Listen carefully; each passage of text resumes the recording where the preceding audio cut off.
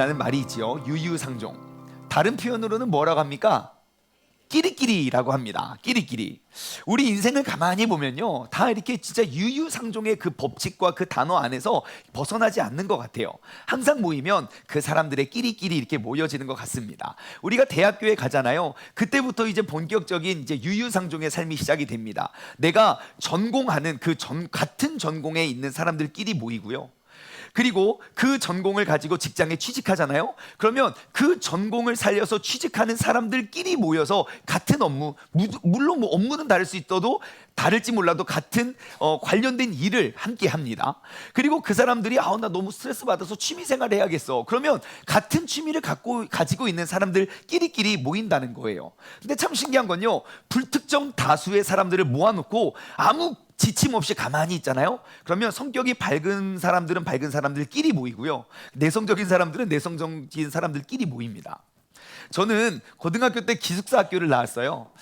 근데 제가 입학했을 때 저는 1회였기 때문에 한 학년에 40명이 전부였어요. 남자 20명, 여자 20명. 저는 저희 학교 오래된 이야기이긴 하지만 저 고등학교 입학식 날을 잊을 수가 없습니다. 저희 교회는 저희 교회래요. 막 교회라 그래요. 막 무조건 다 교회예요. 자, 저희 학교는요, 이제 전국에서 진짜 다 모였어요. 40명밖에 되지 않는 학생이었지만 서울에 사는 친구부터 제주도에 사는 친구들끼리 다 모였어요. 근데 입학식 날 입학 행사가 시작하기 전에 우리가 이렇게 그냥 앉아 있잖아요. 근데 진짜 신기한 놀라운 광경을 봤어요. 이렇게 딱 앉아 있었는데 날라리들은 날라리들끼리 모이더라고요. 그리고 공부를 잘하는 아이들은 잘하는 아이들끼리 모이더라고요. 저는 몰라요. 걔네가 공부를 잘하는지 못하는지 몰라요. 근데 뭘 보면 압니까? 그냥 구석에 혼자 앉아서 계속 책을 보더라고요. 그러니까 그 옆에 가서 그 책 옆에 보고 안녕 어디서 왔냐 막 이러고요.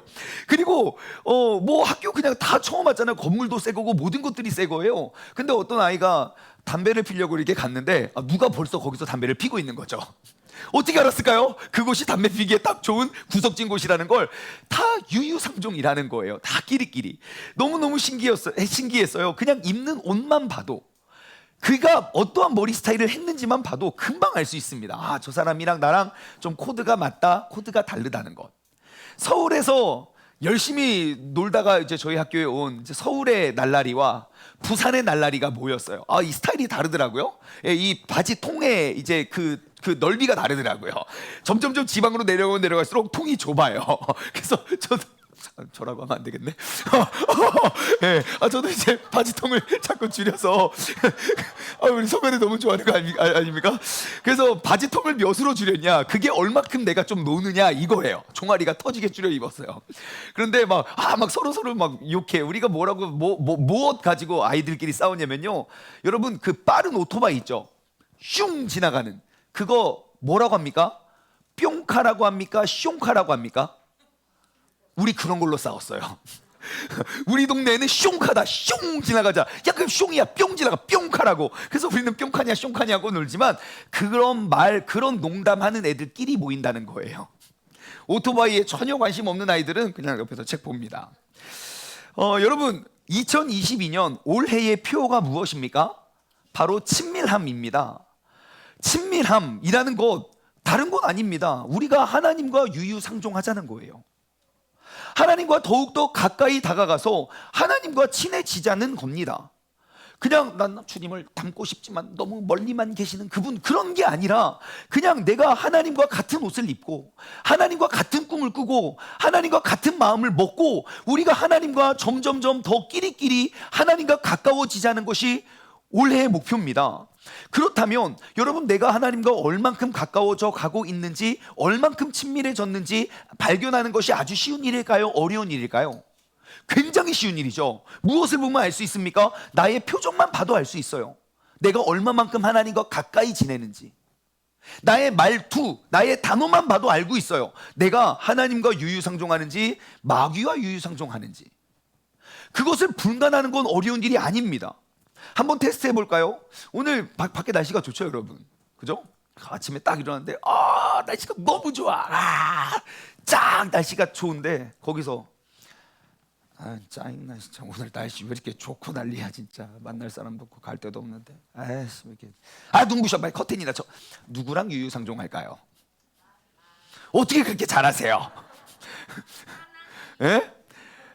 딱 맑은 날이에요. 아우 날씨가 너무 좋다. 근데 어머머머머 날씨가 대박. 와 이런 가을 날씨는 아우 가서 좀 자연을 만끽해야 돼요. 누구한테 전화해서 같이 놀자고 할까? 누구랑 가까울까요? 그렇겠지요. 그렇죠. 여러분 우리가 낯선 사람을 딱 만났어요. 예, 낯선 사람이 옆에 앉았는데 갑자기 전도사님이 우리 2분 30초 동안 서로 대화를 나눕시다 그랬어요. 헉! 이 사람 누구야? 이 괴물.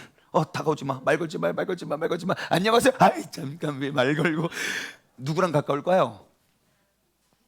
차마 말을 못 하겠네요. 누군지는 알긴 하지만 반대로 어머 처음 보는 사람이네. 얼마나 낯설까. 내가 먼저 가서 좀 인사를 나눠야지. 안녕하세요. 어떻게 오셨나요? 누구와 가까운 사람일까요? 여러분 우리가 하나님과 얼마나 친밀해졌는지 그렇지 않는지 우리의 하루의 삶을 통해서 수많은 상황들과 사건들 속에서 나는 지금 나의 믿음은 나의 영적으로 나는 누구와 유유상종하는지 우린 너무너무 금방 알 수 있습니다. 여러분 이번 한 주 동안 한번 점검해 보세요. 나의 모습을 가만히 두고 한 걸음 멀리 떨어져서 한번 지켜보세요. 혹시 이 중에 가족이나 형제나 친구들이 같이 계시다면 한번 점검해 보세요.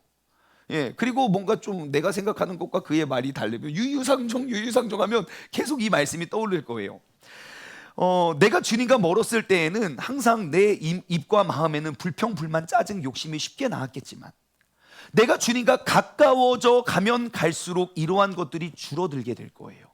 그리고 나도 모르게 내 입에서 감사가 고백되어질 것이고 나도 모르게 내 얼굴에 기쁨이 솟아날 거라는 거예요. 내가 주님과 친밀해져 감의 증거는 아주 쉽게 발견할 수 있습니다. 내가 그냥 험담이 줄어드는 것, 불평, 불만이 줄어드는 것, 짜증과 신경질, 분노 이런 것들을 내가 줄여가고 있다면 이것은 절대적인 하나님의 역사이지 사단의 역사는 아니라는 겁니다. 그래서 하나님과 가까워짐을 우리는 매 순간 느낄 수 있다는 것입니다. 우리는 이런 말 자주 들어야 돼요. 어머 우리 남편이 교회 가더니 달라졌어. 여러분 이거 듣는 게 매우 정상적인 겁니다. 예? 뭐 1년에 하루 정도 야 이제 인간 됐네 그런 소리 듣는 게 아니라 야 진짜 교회 다녀오더니 정말 너가 달라졌구나. 요즘 뭐 좋은 일 있니? 나 요즘 교회 다니잖아. 역시 하나님께 예배드린 사람은 다르구나 라는 모습들이 보여지는 것이 매우 정상적인 거라는 것입니다. 하지만 반대의 경우라면 나의 입으로 아무리 내가 하나님과 친밀해지자 아무리 외쳐도 하나님과 실제로 가까워지고 있는 것이 아니라는 것입니다.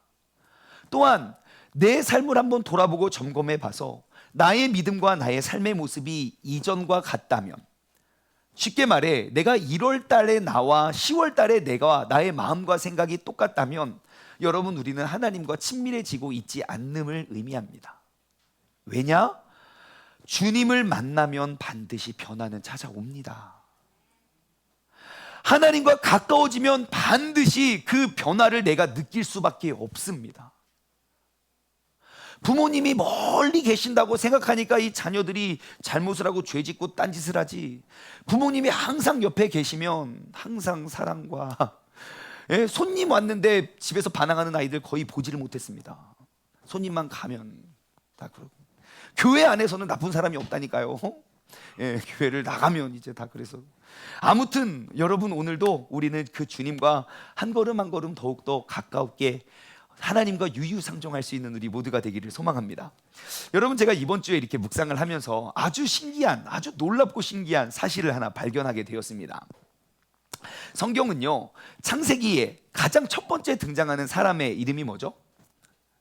어려운 질문 했나요? 아담이에요. 아담. 여러분 아담이 인류 최초의 인간입니다. 아담이고요. 그리고 우리가 보는 성경 맨 마지막 요한계시록은 누가 기록했죠?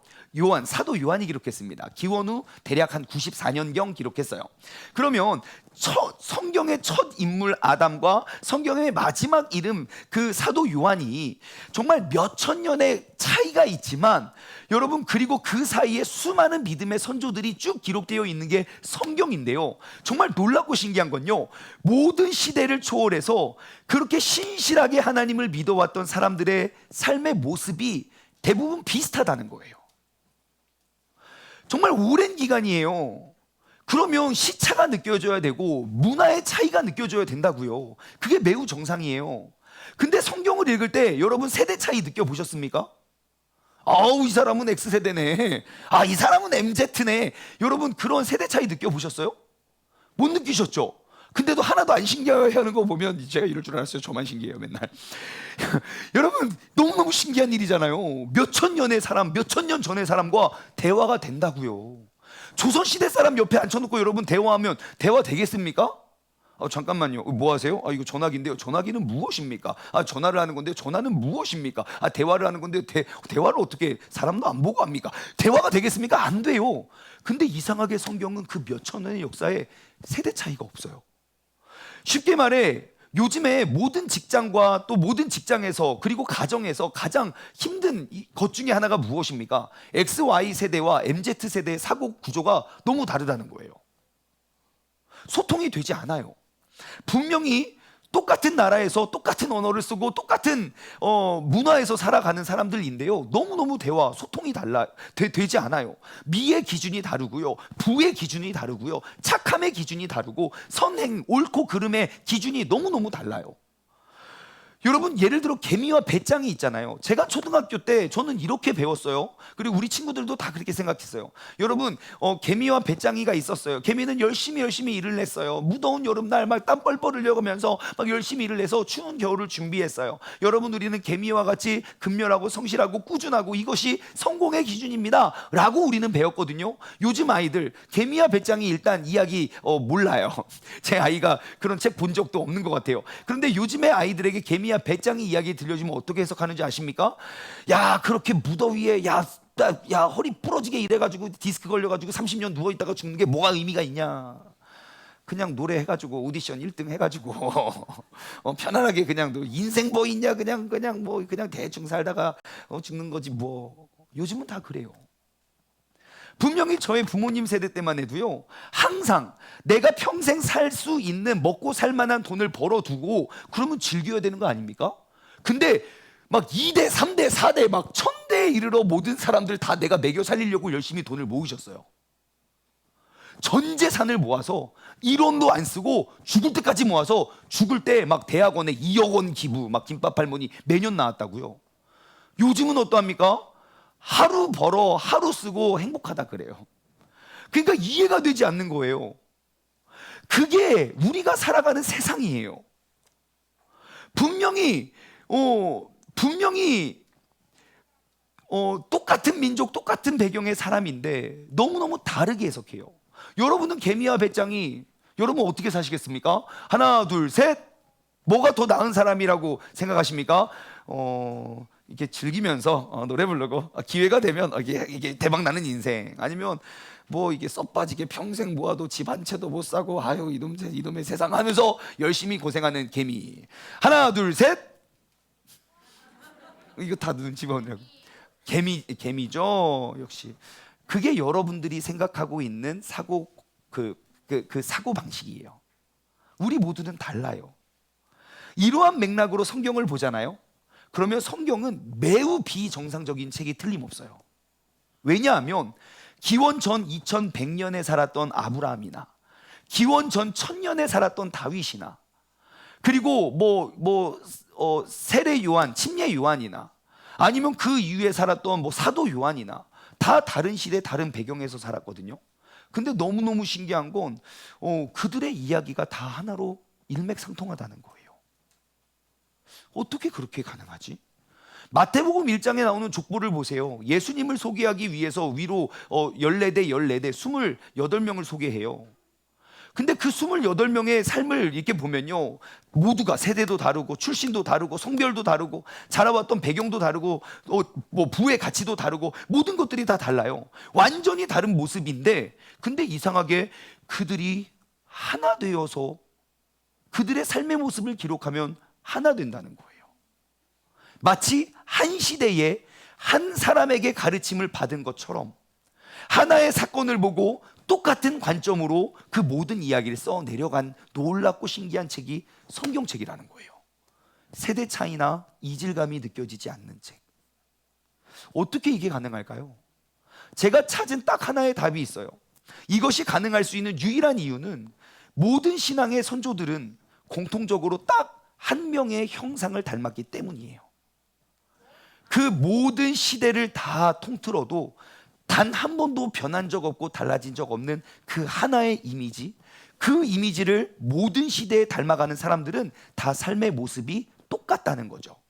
그것이 바로 하나님의 형상이고, 이것을 라틴어로 이마고 데이라고 합니다. 그것을 영어로는 Image of God이라고 번역을 하고, 우리는 하나님의 형상이라고 기록을 했죠.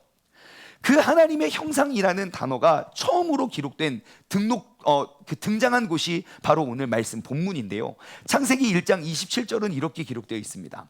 하나님이 자기 형상 곧 하나님의 형상대로 사람을 창조하시되, 하나님의 형상대로 사람을 창조하셨대요. 그러니까 남자와 여자를 창조하셨다는 거예요.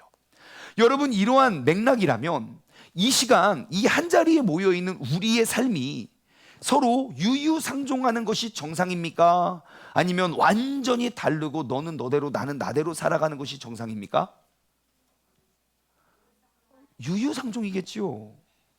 여러분, 우리 모두가 각자의 삶의 모습과 각자의 직업과 각자의 배경과 그런 것들은 다 다를지라도 우리가 모여있는, 적어도 이 장소 안에서 이 하나님의 말씀을 함께 읽어가고 함께 배워가고 묵상해가는 사람이라면 서로가 공통된 주제나 그 공통된 관심사에 대해서 서로를 교제하고 한 주간 동안 내가 받았던 아픔과 상처와 내가 지켜냈던 그 믿음을 같이 공유하고 위로를 얻고 힘을 북돋아 주는 것이 매우 정상적인 일입니까? 아주 특이한 교회입니까? 그럼 우리는 어떠한 교회입니까? 아주 특이한 교회예요. 너무 신기해요. 수많은 사람들이 다 하나님의 말씀을 믿고 알고 배우길 원하는데 너무 달라요. 관심이 없어요. 어쩌면 말씀을 기록하신 그 하나님의 형상, 그 하나님을 닮아가는 모습이 아니라 내가 원하는 교회의 모습을 만들어가는 사람들이 아닌가 싶은 생각이 오늘날 한국에 있는 기독교인들을 보면 느껴져요. 각자의 삶의 터전은 달라도, 삶의 배경은 달라도 모여있는 그들이 하나님 안에서 유유상종했던 사람들이 바로 초대교회의 모습이었거든요. 각자 흩어져서 경험하게 된, 각자 당하는, 각자가 겪는 고통과 고난의 크기는 다 달랐어요. 하지만 그들이 모여서 함께 기도할 때는 그들이 서로 공감하며 하나님이 이렇게도 역사하시고 저렇게도 역사하셨구나, 어느 누가 이게 서면 그를 위해서 중보하고 함께 기도했던, 하나 되었던, 심지어 자신의 것을 팔아 필요한 사람들에게 마음껏 나눠 주었던 그 모임이 바로 교회의 모습이었는데, 언제인가부터는 교회라는 곳은 내가 모르는 모든 낯선 사람들과 함께하는 것이 마땅한 공동체가 되어 버렸다는 겁니다. 그럼에도 불구하고 우리는 그것에 대한 갈증을 느끼지 않아요. 오늘 이 시간 우리가 다시 한번 우리는 그 친밀함을 외치며 하나님과 더욱더 가까워지기를 소망합니다. 자, 그렇다면 우리가 닮아야 하는 그 하나님의 형상은 과연 무엇이고 어떻게 우리가 닮아갈 수 있을까요? 두 가지를 나눠볼 건데요. 첫 번째, 이마고 데이, 그 하나님의 형상. 첫 번째는요, 하나님의 형상을 바라봐야 된다는 거예요. 뭐 하라고요? 뭘 바라봐요? 하나님의 형상을 바라봐야 된다는 것입니다. 여러분, 성경을 보시면요, 구약과 신약으로 나눠져 있어요. 구약은 이제 모든 인간을 구원해 내실 그 메시아, 우리의 구원자에 대한 예언이, 기대가 기록되어 있어요. 그리고 신약은 구약에 예언된 그 모든 예언을 성취하신 그 메시아의 모습에 대해 기록되어 있어요. 그렇다면 구약에서 예언하고 있는, 구약에서 소개하는 메시아의 모습과 신약 성경에서 활동했던 메시아는 같은 모습이어야 될까요? 달라도 됩니까? 같은 모습이어야겠죠. 여러분, 그러면 진짜 구약에 예견된 대로 신약의 그 메시아라는 분이 진짜 구약에 예언된 대로 똑같은 모습이었을까요? 좀 달랐을까요? 확실합니까? 네, 확실합니다. 참고로 구약 성경을 그토록 연구하고 공부하고 그 모든 것들이 자신의 역사라고 주장하고 자랑했던 유대인들은요, 신약 성경을 인정하지 않아요. 아십니까? 유대인들의 성경에는 신약이 없어요. 구약만 있어요. 어떻게 우리는 구약과 신약이 똑같다고 다 믿어버리는데, 그토록 나의 역사, 우리는 선택받은 백성이고 우리의 민족의 역사라고 기록한 유대인들은 왜 신약을 믿지도 않고 구약에 기록되어 있는 그 약속들이 신약에 매칭이 되지 않다고 이야기는 하는 것일까요? 여러분, 그러면 우리가 한번 단서를 한번 찾아봅시다. 구약 성경에서 앞으로 장차 오실 그 메시아를 어떻게 소개를 하고 있고 그것이 어떻게 성취되었는지 한번 찾아봤으면 좋겠어요. 이사야 7장 14절, 그러므로 주께서 친히 징조를 너희에게 주실 것이라. 보라, 자, 앞으로 이러한 하나님께서 친히 이러한 징조를 준대요. 뭐 어떠한 징조냐면요, 처녀가 잉태하여 아들을 낳을 거래요. 아, 처녀가 잉태를 하여 아들을 낳는다고? 말도 안 돼. 그의 이름을 임마누엘이라 하래요. 우리는 이사야 7장 14절을 통해서 두 개의 근거를 얻을 수 있어요. 뭡니까? 하나는 처녀에게서 아기가 나온다는 것과 하나는 그의 이름이 임마누엘이라는 거예요. 그리고 참고로 지금 이 이사야서는요, 예수님이 탄생하기 대략 한 600년 전의 사람입니다. 600년 전의 사람이라고요. 그리고 세월이 흘러 마태복음 1장 18절, 예수 그리스도의 나심은 이러하니라. 그의 어머니 마리아가 요셉과 약혼하고 동거하기 전에 뭐라고요? 성령으로 잉태된 것이 나타났대요. 진짜 처녀가 잉태했네? 그리고 그의 이름이 뭐여야 했습니까? 임마누엘이라고 했었어야 돼요. 마태복음 1장 23절, 보라, 처녀가 잉태를 하여 아들을 낳을 것인데 그의 이름을 뭐라고요? 임마누엘이라 하리라 하셨으니 이를 번역한 즉 하나님이 우리와 함께 계심이니라. 이거 우연치고는 너무 딱 맞는 거 아닙니까? 뿐만이 아니에요. 미가서 5장 2절 말씀을 보면요, 이렇게 기록되어 있어요. 그 예수님이 어디서 날지를 기록하고 있어요. 베들레헴 에브라다야, 너는 유다 족속 중에 작을지라도. 진짜 베들레헴은 그 유대 땅의 작은 시골이에요. 이스라엘을 다스릴 자가 내게서 나가올 것이다 그래요. 그리고 말씀을 넘어와서 마태복음 2장 5절 말씀을 보면 이르되 유대 베들레헴 이오니 이는 선지자로 이렇게 기록된 바 하면서 쭉 이야기를 해요. 이름이 무엇이고 출생지가 어디이고 그리고 그곳이 어떻게 될지 너무너무 명확히 기록이 되어 있는 거 아닙니까? 이것뿐만이 아니에요. 예레미야 31장 15절, 여호와께서 이와 같이 말씀하시니라. 잘 보세요. 라마에서 슬퍼하며 통곡하는 소리가 들리니 라헬이 그 자식 때문에 애곡하는 것이라. 그가 자식이 없어져서 위로받기를 거절하는도다. 자식들이 많이 죽나 봐요. 근데 자식이 없어졌는데 위로도 안 된대요. 마태복음 2장 18절 말씀 보면 이렇게 기록되어 있네요.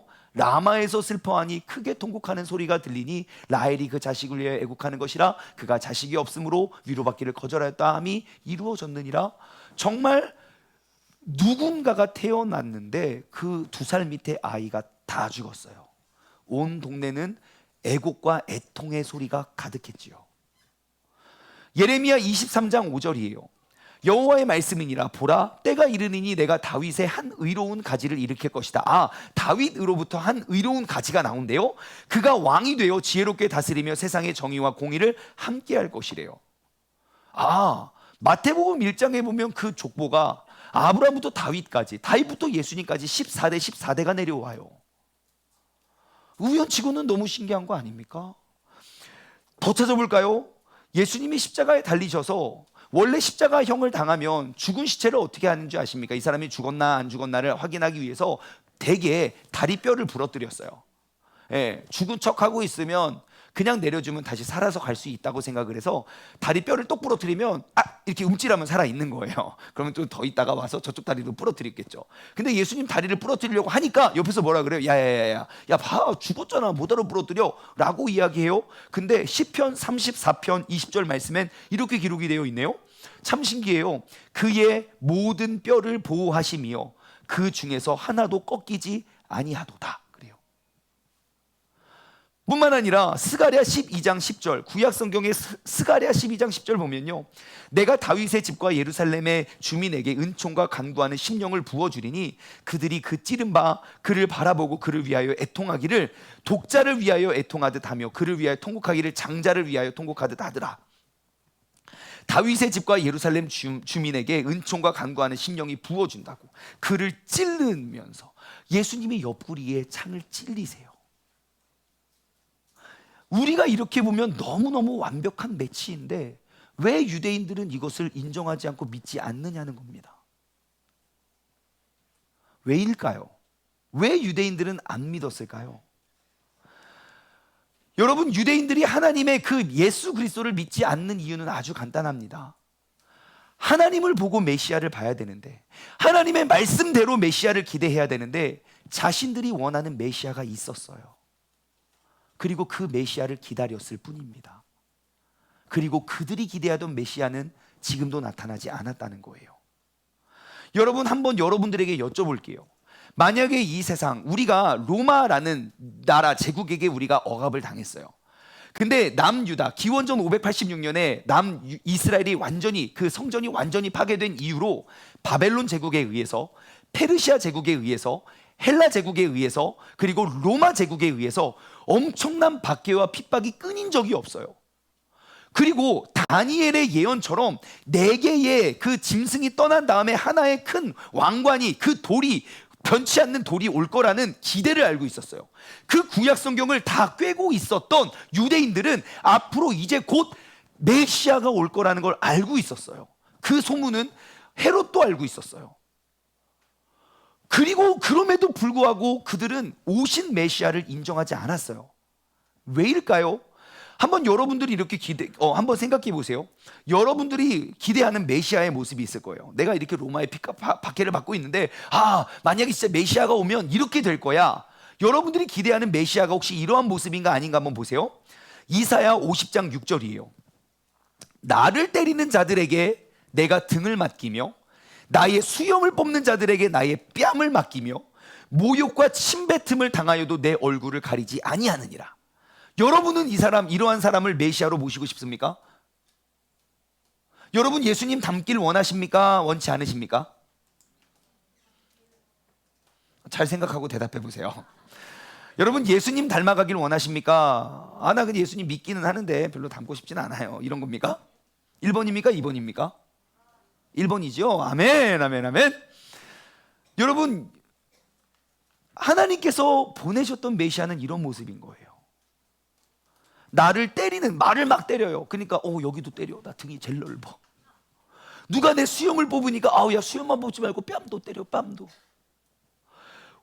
그렇게 나의 뺨을 맡기고 모욕과 침뱉음을 당하여도 내 얼굴을 가리지 않는 거래요. 누가 나를 비방하잖아요. 내가 닮고 싶어하는 모습은 뭡니까? 그것을 다 들어주고 미안하다고 사과하는 거예요. 누가 나에게 한마디 욕을 하잖아요. 내가 10마디 100마디로 갚아주는 게 아니라 더 욕해달라고 바라는 거라고요. 내가 수정하겠다고. 여러분, 예수님 닮아가길 원하시죠? 근데 문제는 그 뒤에 이사야 53장에는 더 구체적으로 나와 있네요. 제가 한번 읽어드릴게요. 이것을 읽으면 유대인들이 왜 예수님을 메시아로 인정하지 않는지 알게 됩니다. 이사야 53장을 보시면요, 그에 대해서, 여기서 말하는 그가 누군지는 여러분들이 한번 역사가 증명했으니까 누군지 발견해 보세요. 근데 그 이사야 53장은 예수님 태어나기 대략 600년 전의 사람이에요. 근데 그 앞으로 그가 올 건데 그의 모습에 대해서 기록하고 있어요. 근데 그라는 단어가 무려 53장 안에 21번이나 반복되어 있어요. 그러니까 얼만큼 세세하게 그에 대해서 설명하고 있는지 아시겠죠? 한번 제가 읽어드릴게요. 한번 같이 보시죠. 우리가 전한 것을 누가 믿었느냐? 여호와의 팔이 누구에게 나타났느냐? 그는 주 앞에서 자라나기를 연한 순 같고 마른 땅에서 나온 뿌리 같아서 고운 모양도 없고 풍채도 없은즉 우리가 보기에 흠모할 만한 아름다운 것이 없대요. 예수님 어떻게 생겼대요? 잘생기지도 않았고 막 등치가 좋지도 않았대요.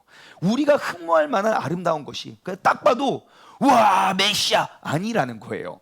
3절, 그는 멸시를 받아 사람들에게 버림을 받았고 간고를 많이 겪었으며 질고를 아는 자라 마치 사람이 그에게 얼굴을 가리는 것 같이 멸시를 당하였고 우리도 그를 귀히 여기지 아니하였도다. 그는 실로 우리의 질고를 지고 우리의 슬픔을 당하였거늘 우리는 생각하기를 그는 징벌을 받아 하나님께 매맞고 고난을 당한다. 얼마나 죄를 많이 졌으면 저렇게 고통을 당하냐. 얼마나 못되게 살았으면, 얼마나 남몰래 저렇게 나쁜 짓을 많이 했으면 저런 걸 겪냐라고 욕을 먹는데요. 그가 찔림은 우리의 허물 때문이요 그가 상함은 우리의 죄악 때문이라. 그가 징계를 받음으로 우리가 평화를 누리고 그가 채찍에 맞음으로 우리가 나음을 받았도다. 우리는 다 양 같아서 그릇 행하여 각기 제 길로 갔거늘 여호와께서는 우리 모두의 죄악을 그에게 담당시키셨도다. 그가 곤욕을 당하여 괴로울 때에도 그의 입을 열지 아니하였으며 마치 도수장으로 끌려가는 어린 양과 같이 털 깎는 자 앞에서 잠잠한 양같이 그의 입을 열지 아니하였도다. 그는 곤고한 곤욕과 신문을 당하고 끌려갔으나 그 세대 중에 누가 생각하기를 그가 살아있는 자들의 땅에서 끊어짐은 마땅히 형벌을 받을 내 백성의 허물 때문이라 하였으리요.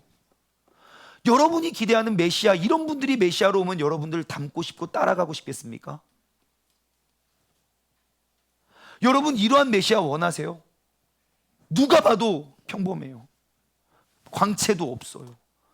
근데 알고 봤더니 그냥 막 맨날 얻어 터지고 욕먹고 하고 그래도 실실 웃고 죄송해요 막 계속 그런 사람들이라고요. 근데 유대인들이 기대했던 메시아가 이런 모습이었던 거예요. 여러분 우리가 왜 하나님과 친밀해지지 않는 줄 아십니까? 내가 닮고 싶어 하지 않기 때문이에요. 하나님이 어떠한 분인지 몰라서 우리가 친밀해지는 게 아니라 누군지는 아는데 그런데 닮고 싶지가 않은 것 아니에요? 나는 부족하고 나는 연약해도 내가 그분을 닮고자 한다면 그 부족한 상황 속에서도 그리스도의 모습이 나타날 것인데 내가 가진 게 너무 많아요. 내가 포기할 게 너무 많아요. 그래서 그것을 포기하면서까지 그분을 닮고 싶진 않은 거예요. 유대인들은 극심한 로마 박해 때 그들은 간절히 그 메시아 구원자를 구했습니다. 하나님 메시아를 보내주세요. 메시아를 보내주세요. 그래서 메시아라는 사람이 왔어요. 하지만 인정할 수는 없었어요. 왜냐하면 그들이 기대하던 모습은 아니었거든요. 그럼 그들은 무엇을 기대했을까요? 한번 생각해 볼까요? 여러분 제가 한번 질문을 드릴게요. 여러분이 생각하는 가장 이상적인 리더의 첫 번째 덕목은 무엇입니까? 리더, 여러분이 생각하는 최고의 리더의 첫 번째 덕목은 무엇이 되어야 할까요? 하나 둘 셋. 오늘은 어떤 대답도 하지 않기로 결심을 했죠. 자, 분명히 여러분들의 전 마음과 생각을 다 읽어왔어요. 자, 누군가는 리더라 하면 능력 있고 유능한 사람이 리더지요. 리더가 이렇게 어리버리하면 안 돼요. 유능하고 능력이 있어야 그게 첫 번째여야 합니다. 근데 옆에서 아니에요. 리더는요 누군가를 먼저 잘 섬기는 사람이 되어야 돼요. 리더가 무엇입니까? 따라오는 사람들을 밀어주고 세워주는 그 사람이 리더지요. 자기만 잘난 게 무슨 리더입니까? 그랬더니 그 옆에서 아닙니다. 누군가는 리더는요 잘 이끌어주고 추진력이 있어야 돼요.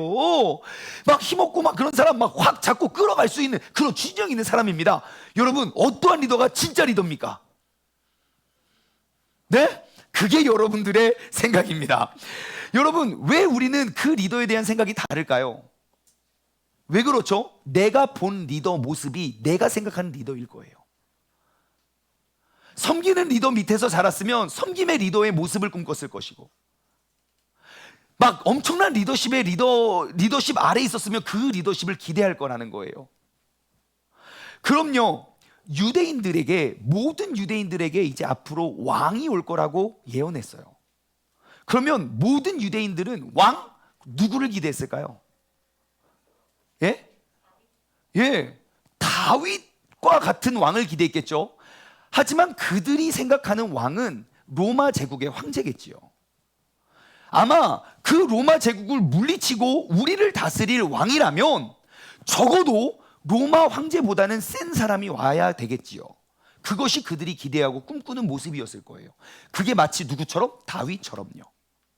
그래서 이스라엘 국기의 가운데 있는 별은 다윗별이라고 불려요. 왜냐하면 그들은 지금도 그 다윗을 기다리고 있거든요.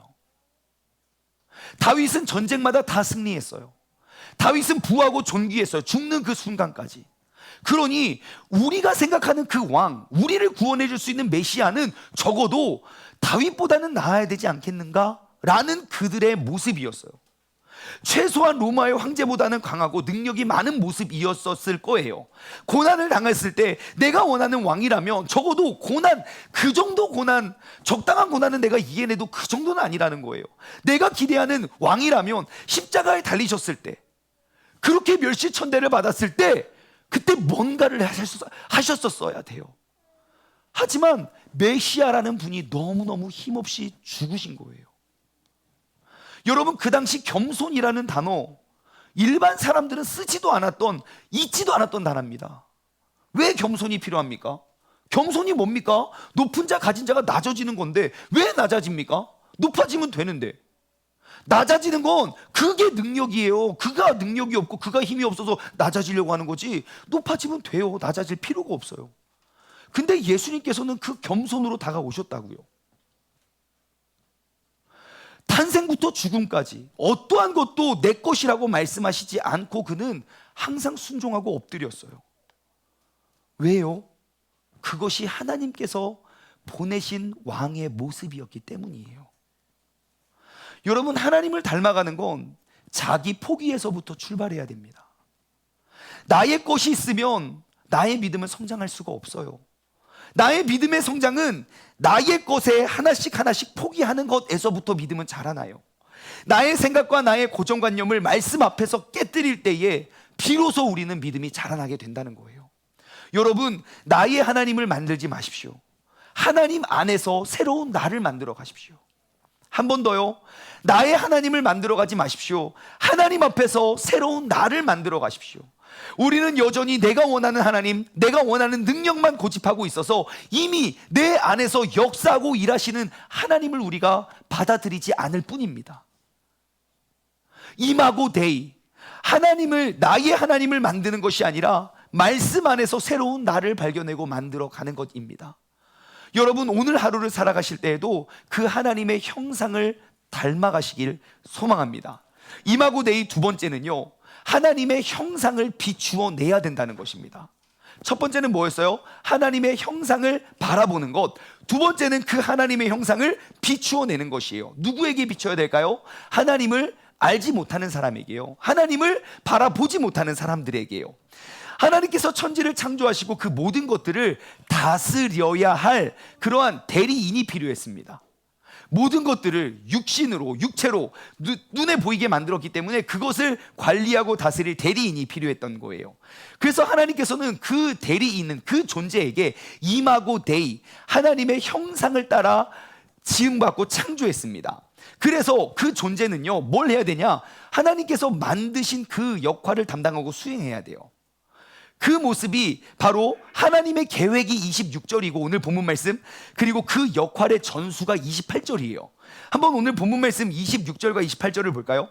하나님이 이르시되 우리의 형상을 따라 우리의 모양대로 우리가 사람을 만들고 그들로 바다의 물고기와 하늘의 새와 가축과 온 땅에 기는 모든 것을 다스리게 하자 하시고, 28절, 하나님에게 그들에게 복을 주시며 하나님이 그들에게 이르시되 생육하고 번성하고 땅에 충만하라, 땅을 정복하라, 바다의 물고기와 하늘의 새와 땅에 움직이는 모든 생물을 다스리라 하시니라.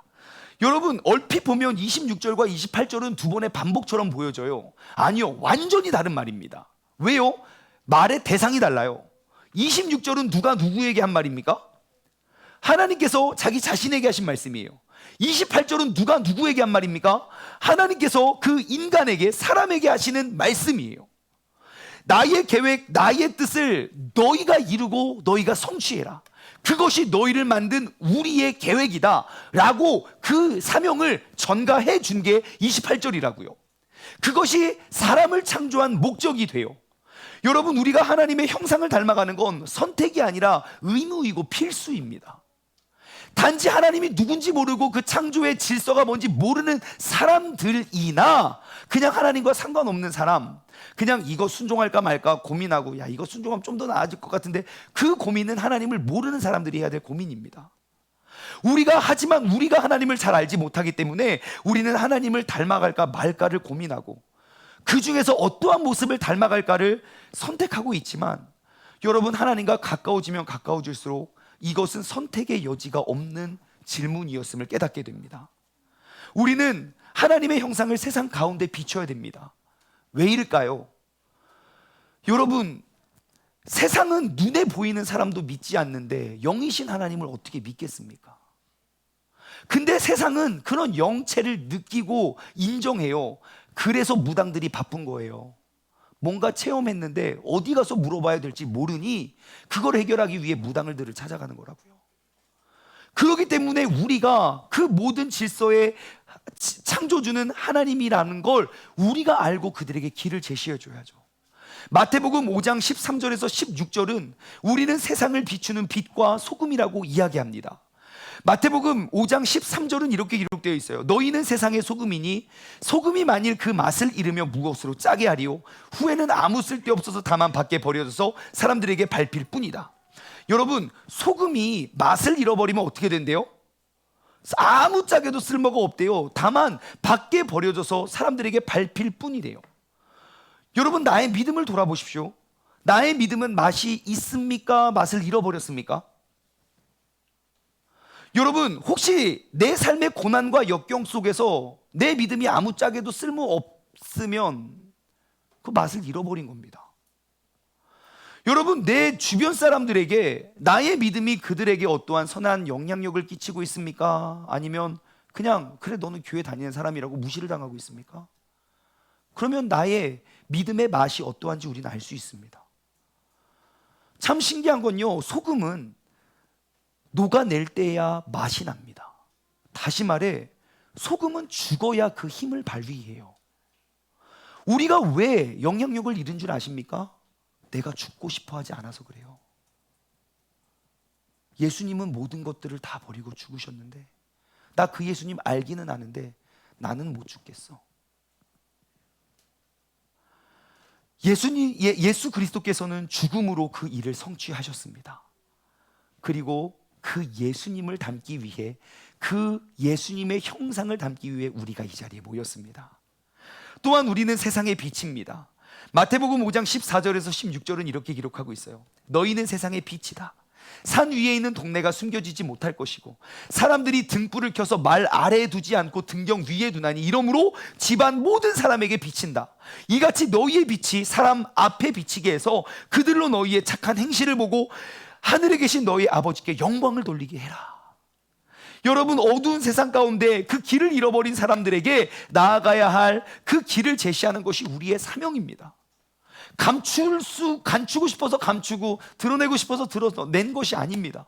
태양이 뜨면 어둠은 그냥 물러갑니다. 여러분, 나는 나의 가정에 빛과 소금의 존재임을 기억하십시오. 이제는 우리가 하나님의 모습을 세상 가운데 비추어 내기를 소망합니다.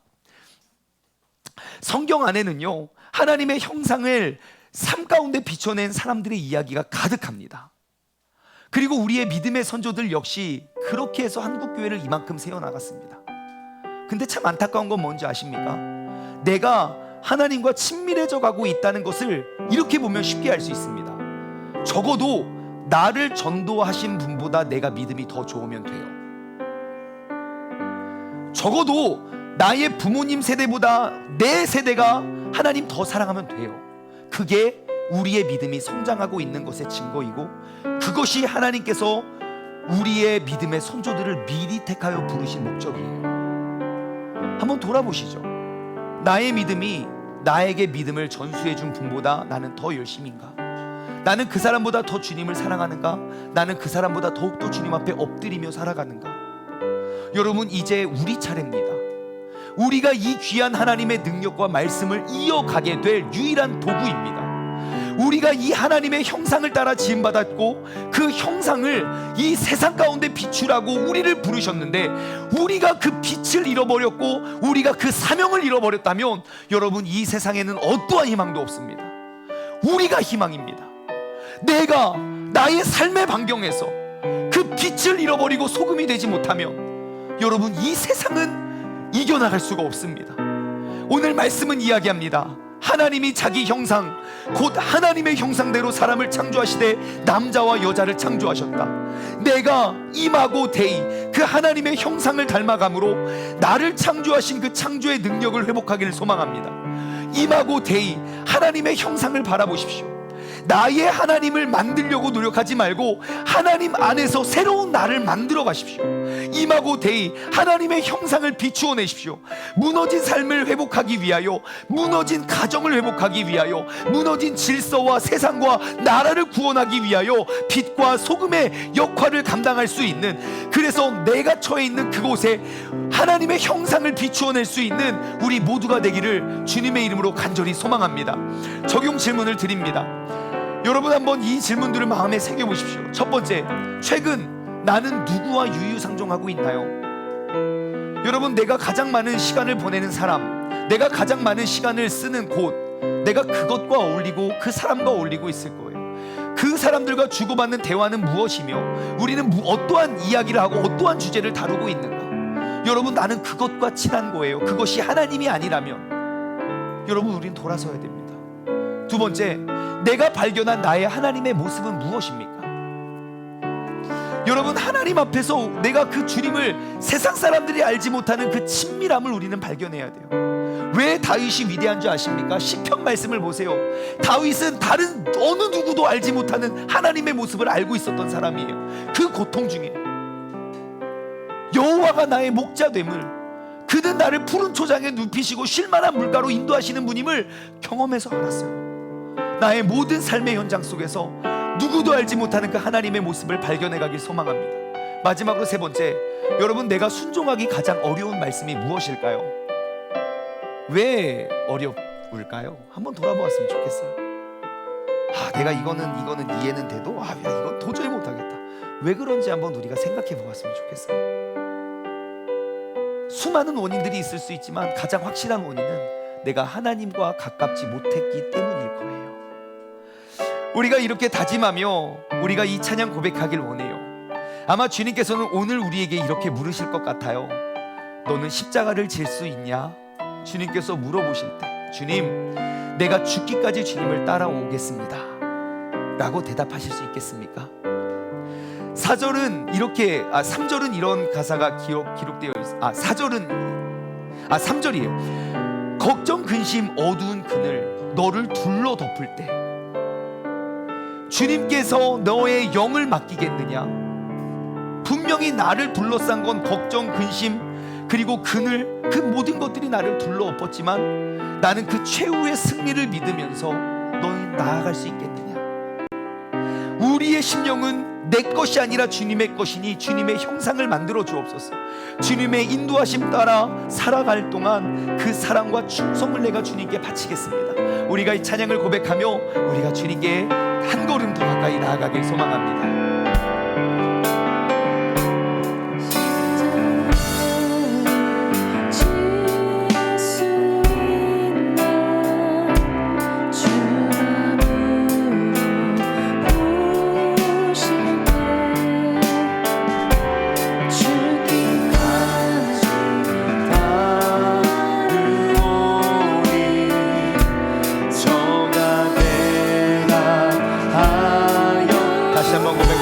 십자가를 질 수 있나?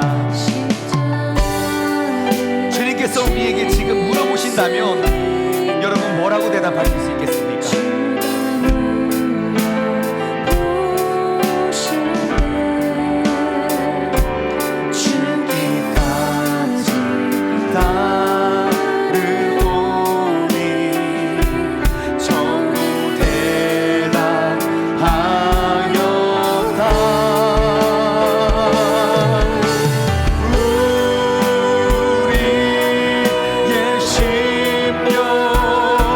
주님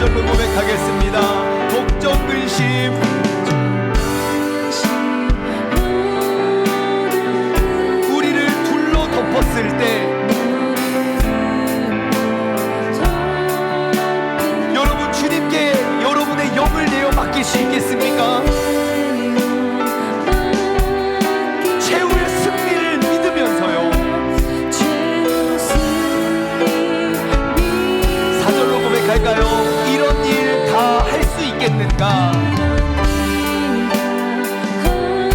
주님께서 이 시간 우리에게 물어보신다면 우리가 이렇게 대답했으면 좋겠어요. 용감한 자 바울처럼, 주님, 제가 선뜻 대답하겠습니다. 우리의 영은 오직 주님의 것입니다. 아멘. 우리의 심령 주의 것이니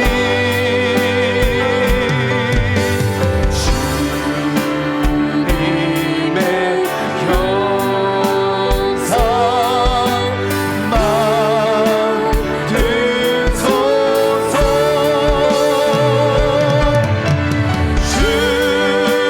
주님도 따라 살아갈 동안 사랑 감추서 늘 바치고. 이 시간 우리 함께 기도하며 나아가길 원합니다. 주님, 내가 이 자리에 나온 것 그 주님의 형상을 닮아가기 위함입니다. 나는 여태까지 내가 원하는 하나님의 모습을 만들려고 노력했고, 그래서 신앙생활을 10년, 20년 해도 여전히 하나님은 멀리만 계셨는데, 하나님, 이제 하나님의 말씀 안에 새로운 나를 만들어가길 원합니다. 임하고 데이 하나님의 형상을 바라보며 하나님의 말씀대로 순종할 수 있는 그런 내가 되게 해달라고 다 같이 주님의 이름 한번 부르시고 합심하여 기도하겠습니다. 주여,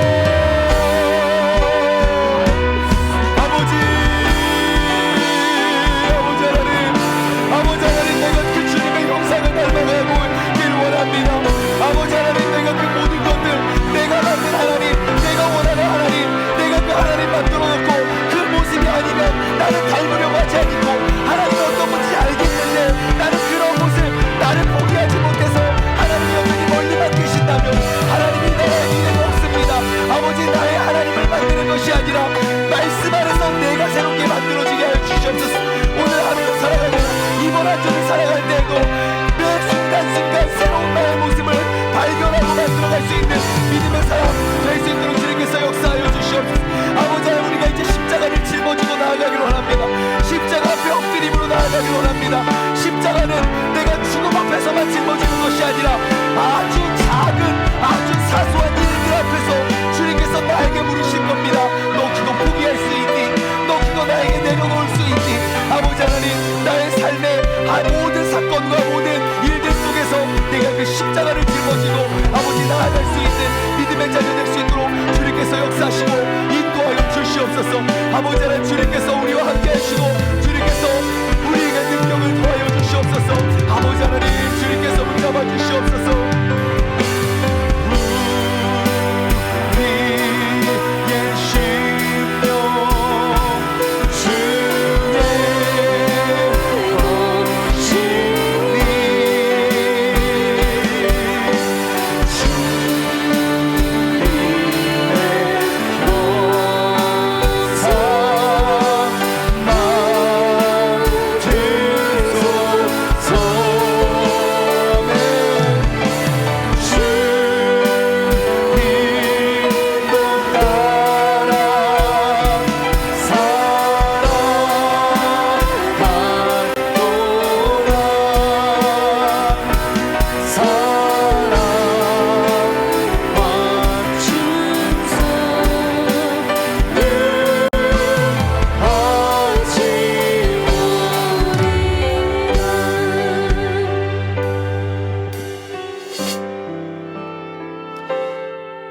여러분, 주님께서 너는 나의 십자가를 짊어질 수 있겠니? 여러분, 이 질문을 언제 하실 것 같습니까? 내가 죽음 앞에 서면 그때 나에게 물으실까요? 아닙니다. 하나님의 뜻을 따르지 못하는 그 갈등 앞에 하루에 수십 번, 수백 번, 수천 번씩 나에게 물으실 거예요. 너는 나를 위해 그거 포기할 수 있니? 너는 나를 위해 그거 용서할 수 있니? 너는 나를 위해 그거 넘어갈 수 있니? 여러분, 우리가 짊어져야 할 십자가를 우리가 몰라서 따르지 않는 게 아니잖아요. 그 십자가가 무엇인 줄 알고, 우리가 어떻게 살아야 하는지도 알고, 예수님이 어떠한 모습을 보여주셨는지도 알지만 다만 내가 따르고 싶지 않기 때문에 우리는 거기까지만 믿는 거잖아요. 여러분, 멀리 볼 것 없습니다. 이 나라 이 민족이 하나님의 말씀 앞에서 회복되길 원한다면 적어도 나를 전도한 그 사람보다는 믿음이 좋으면 돼요. 나를 이 자리까지 이끌어준 그 사람보다 내가 더욱더 하나라도 더 많이 포기하면 돼요. 그것이 먼저 된 자의 의미입니다. 오늘 하루를 살아갈 때에도 내가 그 십자가 앞에 엎드림으로 그 십자가의 구원이 나의 실제가 될 수 있도록 주님께 기도하며 나아가기를 소망합니다. 하나님 아버지, 감사합니다. 오늘 이 시간 하나님, 나는 그 하나님의 형상을 닮고 따르기 위하여 이 자리에 섰습니다. 내가 지난날 신앙생활 참 오래 많이 했었지만 내가 여전히 하나님과 유유상종할 수 없는, 오히려 하나님보다 마귀와 더 가까이 지내는 이유는 간단합니다. 내가 원하는 하나님의 모습이 있었고 그 하나님의 모습이 이루어질 때까지 나는 버티고 있었기 때문입니다. 하지만 오늘 이 시간 나는 결단합니다. 내가 하나님을 만드는 것이 아니라 하나님의 말씀 안에서 새로운 나를 만들어가기를 다짐하고 결단하오니, 주님, 우리 모두가 이마고 데이 그 하나님의 형상을 따라 지음받아 주님께서 나의 삶을 통하여 이루시고자 하시는 그 귀한 사명 감당하고 나아갈 수 있는 믿음의 사람 되게 하여 주시옵소서. 이제는 우리 주 예수 그리스도의 은혜와 아버지 하나님의 무한하신 사랑하심과 성령님의 교통하심이 임하고 데이, 내가 하나님을 만들어가는 것이 아니라 하나님의 형상을 따라 새로운 나를 만들어가길 소망하는 사랑하는 우리 세종중문 가족들 머리 위에, 그리고 이 시간 영상을 통해 예배드리는 모든 사람들 머리 위에 이제로부터 영원토록 함께 하시길 간절히 축원하옵나이다. 아멘.